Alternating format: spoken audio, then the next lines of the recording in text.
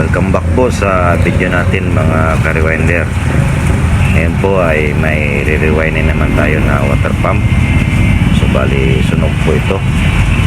Ngayon pinapaklas pa natin tong sunog na wire nya. So ready for re-rewind na naman ito. Kailangan tanggalin muna natin yung sunog na mga wire bago natin lagyan ng plastic nylon. So yan po, tutok lang tayo sa video natin at sa channel natin.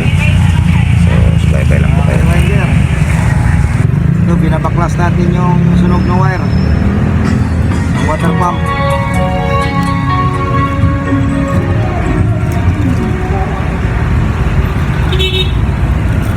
Para re-rewinding na naman ito ulit.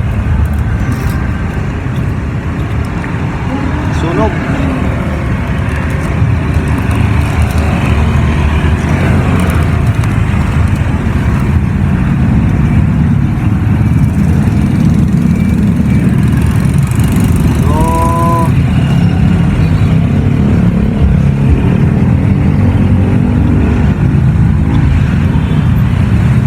Rewind na daw nila ito sa ibang shop.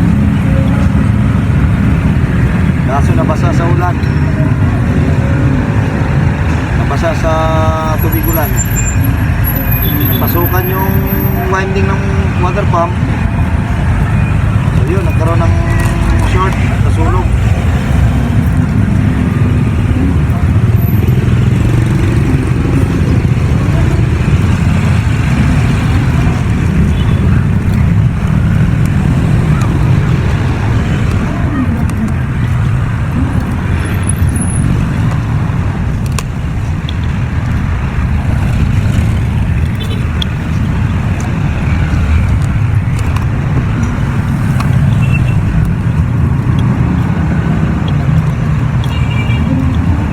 Yun. Ito po yung wire ng running winding. Malalaki.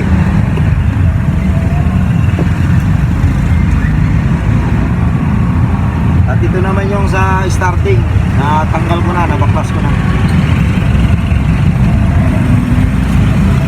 So, ganyan lang po tayo mag-baklas o magtanggal ng mga sunog na wire.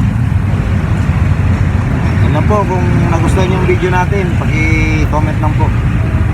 At huwag kalimutan i-like din. Tsaka i-share nyo. Salamat po mga ka-rewinder.